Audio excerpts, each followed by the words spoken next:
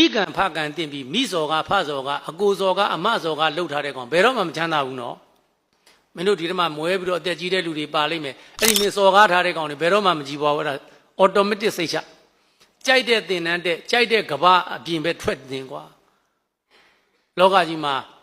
ဘယ်ဘာသာကြားပြောဖះမွေးတာလားအမေကမွေးတာလားဖះကလှုပ်ကြွေးတာလားအဖေကလှုပ်ကြွေးတာလား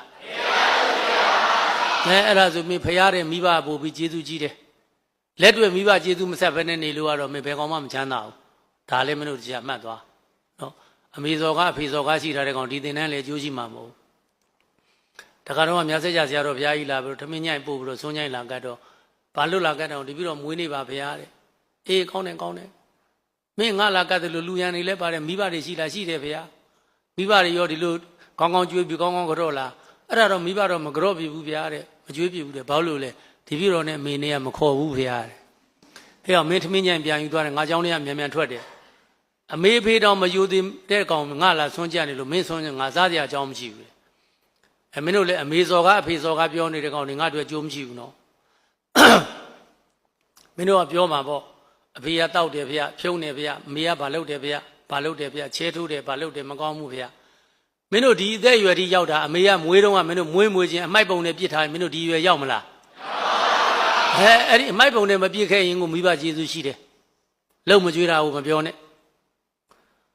အဲ့လိုတင်လားမဟုတ်ဘူးမင်းကိုဝန်ရှိတော့ဖျက်ချခဲ့ရင်ကိုမင်းတို့ဒီဘဝမရောက်ဘူးဟုတ်တယ်ကိုဝင်တော့ငါရှိတော့ဖျက်မချတာရဲ့မွေးပြီးအမိုက်ပုံပေးစွန့်ပစ်တာတွေမင်းတို့မျက်စိနဲ့နားတယ်မကြားကြဘူးလားဘယ်နာမှာလဲအမိုက်ပုံလေးတွေပရွက်စုပ်တွေကကြိုက်လို့တယ်မင်းတို့အမေကအဲ့လိုလုပ်ခဲ့လားဖျက်ချခဲ့လားအဲ့ဒါတွေကိုဥကြည့်သွားပြီဒီဘက်ဥဝဲမှာလုံမကြွတာနိုးမတိုက်တာကြောင်းမထားတာမင်းစင်းကိုမစင်းစားနဲ့အဲ့ဒီလိုမစောင့်ရှောက်ခြင်းမလှုပ်ခြင်းဒီမင်းတို့ဒုက္ခပေးခြင်းဒီမင်းတို့လည်းဘဝပေါင်းများစွာကမင်းတို့သားသမီးတွေအဲ့လိုလုပ်ခဲ့လို့မင်းတို့ဝတ်လေတာဘယ်သူမပြုမိမိမူအဲ့ဒါဆိုသဘောပေါက်သွားဒါဆိုလှုပ်ကြွမကြွမိဘအသုံးကြမကြဒီအရွယ်ရောက်တာဒီဘယ်သူကျေးဇူးလဲကဲပါအမိုက်ပုံပေးမပြည့်လို့၄နှစ်၅နှစ်သားလေးမှမယ်သူများမပေးပြရင်ရောမရဘူးလားအချို့မိဘတွေရှိပါတယ်သားသမီးရောင်းစားတာတို့မတိမတာပေးလိုက်တာတွေကိုမှမတိတတ်တာဘာလို့ရမလဲဒီလိုဆိုကျေးဇူးမရှိဘူးလား